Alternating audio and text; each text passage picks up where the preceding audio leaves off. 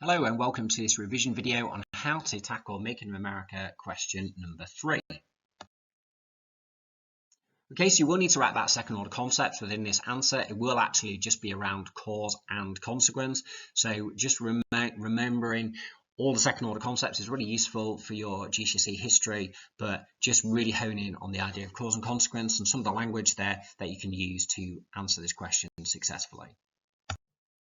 Okay, so question 3 is the same type of question it will do for people's health, and this question is either going to be a why question, a causation question, or it's going to be a consequence question. So it might be what was the impact of type question. So it's cause and consequence, so it's always linked to cause and consequence question 3.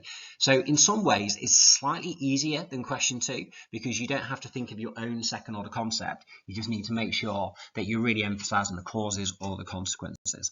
So question 3 is the same type of question that you'll do for people's health. So this question here, why did the building of the railroads have such a big impact on the plains? Explain your answer with examples. So if we just decode the question, the use of the word why tells us straight away that it's going to focus on causes, but then it also talks about a big impact on the plains. So it's really both cause and consequence that you need to be aware of here. So it's almost like why did the building of railroads lead to such a big impact on the plains? So you've got to link the causes and consequences together. Now, you need to know that the railroads were built in the 1860s onwards, and you need to consider the consequence and impact on the plains and on the plains only. You're going to use specific knowledge for this. There's 5 marks given for your use of knowledge. And you're going to link to the second order concept of cause and consequence. There's 5 marks for your analysis and your link into the second order concepts here. So let's have a look at how to really tackle this question. So in terms of a checklist for this question, you need to include information for the correct time period, include precise and relevant knowledge, link to the second order concept of cause and consequence. Just like question 2, you need 2 clear examples that are fully explained, so it's 2 key paragraphs, and then use of historical language that analyzes. So using phrases like this shows that, this led to, as a result of, etc. So we'll have a look at the example answer now that you can pick off. So obviously you need to know your stuff really well for this course because they could ask you any question. There's no choice. So you need to know your stuff really, really well.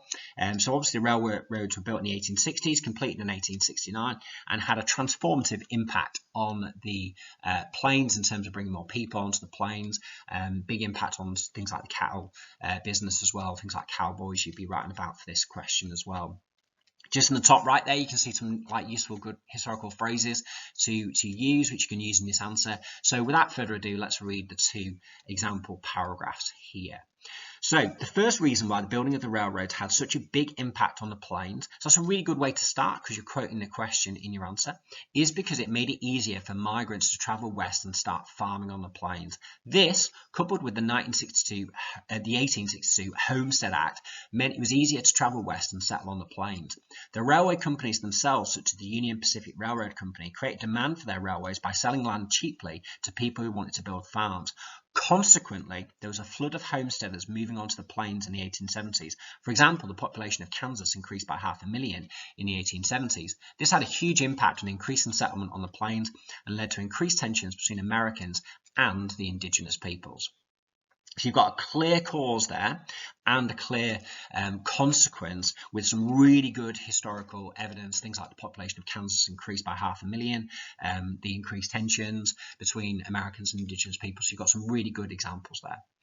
Okay, paragraph 2. A second reason is that the railways encouraged the growth of cow towns, such as Abilene in Kansas. And again, nice specific bit of knowledge there. Cow towns were placed along the railways where the ranchers and cowboys drove their cattle. This was because they no longer had to drive them as far as northern cities, as the trains could take the cattle east. So there you have it, a cause and consequence. The cow towns changed the nature of settlement on the plains, as at first they were placed with much drinking, gambling, prostitution and violence. This shows that the building of the railways encouraged more people to live on the plains and changed the nature of the cattle business. It would eventually lead to ranchers like John Iliff creating cattle ranches on the plains itself, which would lead to further tensions between Americans and indigenous peoples. So there you have it. You've got your 2 key paragraphs, great knowledge, good analysis linked to the second order concept of cause and consequence. That's how you answer Making America question 3. Okay, so thanks for listening to that short video guide on how to answer Make America question 3. 3 takeaways: decode the question carefully, use specific and detailed knowledge, and organize your answer around the second order concept of cause and consequence. Thank you very much. Bye-bye.